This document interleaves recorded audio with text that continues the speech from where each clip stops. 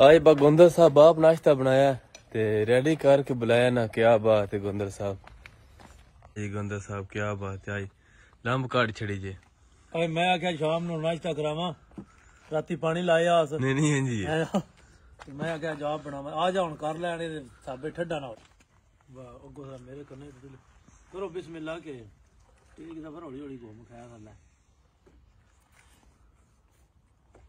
तुम्हें मुंह धो लेना है कि धोता के धो क्या है? मेरा धोते एको जी लगदा ये धोते आसो मैं धोते एको जिवें तेरा नहीं महसूस उठे हाथ मारे वाले गल पिंडा वाली नहीं बनती, कुछ असि बतेरे करने जे होंदा है बंदा बह के डेरे डके ते नाश्ता मारे इते नाल होंदी लस्सी है स्वाद आ जाना है कालियां दे दुद्धे दी होंदी चाह, ये तो हुण गाई दे दुद्धे दी ना छेड़ अगो। पर शुक्र अल्हम्दुलिल्लाह जिस हाल चो रखे क्यों जी बिल्कुल हाँ तेन तो जी ना छेड़ा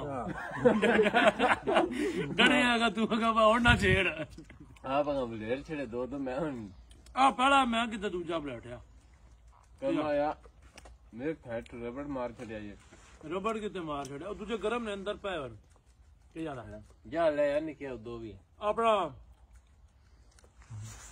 गोंदे साहब पैरों तो तुसी आए हो, तुसी तो शहर विच रहिंदे हो, असीं पहले 10 साल शहर विच ही रहे हैं, लेकिन ज़हनी टेंशन अपसेट आई। कैसा लग्या तुहानू साडा डेरेदारी वाला खुला डुला माहौल? ਇਹ ਮੋਲ ਪੇਟ ਤੇ ਆ ਬੇਲੀ ਲੇਗਰਾਂ ਦੀ ਕੂਕੂ ਨਾਲ ਨਾ ਇਹ ਵੀ ਠੀਕ ਹੈ। अच्छा ਸਕੂਨ ਮਾਹੌਲ ਨਾ ਸ਼ੋਰ ਨਾ ਸ਼ਰਾਬਾ आ चास बड़ी है। ਸਵਾਦ ਹੈ।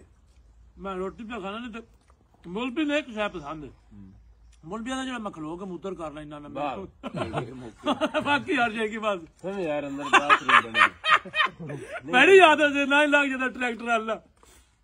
चलो बाकी ये हुण असीं नाश्ता करने आ ते देसी माहौल टच जेड़ा साडा कोशिश हुंदी शो करदे रहना ते नाल ही हसदे रहो ते वसदे रहो ते निक्कियां गल्लां दसदे रहो।